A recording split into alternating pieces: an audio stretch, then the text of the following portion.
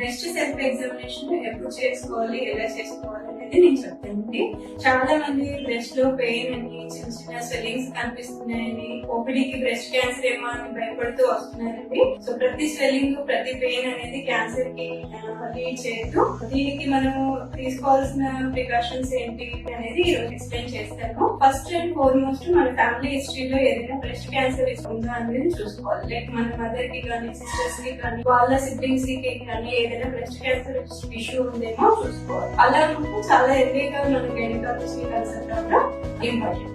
అలా ఏమి లేదు అని అంటే ఎవ్రీ మంత్ మనకి సెల్ఫ్ ఎగ్జామినేషన్ అనేది డేట్ వచ్చిన 5th డేనా చేసుకోవాలండి. దానికోసం మనం మిర్రర్ ముందు నిల్చొని నడుము పైన చేతులు ఇలా పెట్టేసుకొని 2 బ్రెస్ట్లు అనేవి కంపేర్ చేసుకుంటూ ఉండాలి. సైజ్ ఏమైనా పెరిగిందా, లేదంటే సాగింగ్ ఏమైనా ఉందా లేదా చూసుకుంటూ ఉండాలి.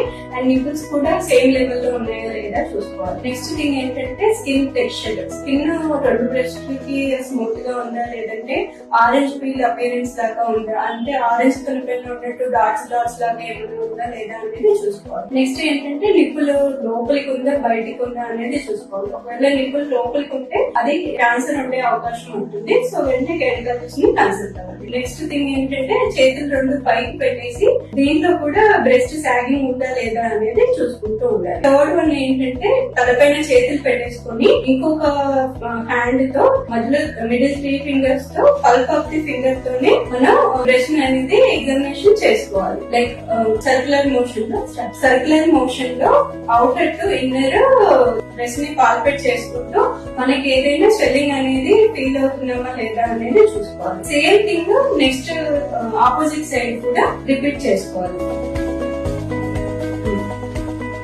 ఆపోజిట్ బ్రెస్ట్ కూడా సేమ్ థింగ్ రిపీట్ చేసుకుంటూ ఉండాలి.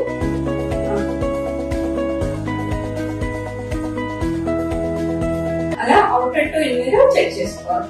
నెక్స్ట్ యాక్సిలరీ రీజియన్ లో కూడా లంప్స్ ఉన్నాయా లేవా అనేది చెక్ చేసుకోవాలి. నెక్స్ట్ నిపుల్ ని జెంటిల్ గా స్క్వీజ్ చేసి ఏదైనా సెక్రేషన్స్ వస్తున్నాయా లేదా అనేది చూసుకోవాలి. ఇలా ఇందులో ఏ ఒకటి మనకి ఉన్నట్టు అనిపించినా వెంటనే గైనకాలజిస్ట్ ని కన్సల్ట్ అవ్వాలి. ఇలా ఏమి లేదు అనిపిస్తే మనం ఎవ్రీ మంత్ 5th డేనా చెక్ చేసుకుంటూ రియాష్యూర్ గా ఉండొచ్చు. Thank you for watching.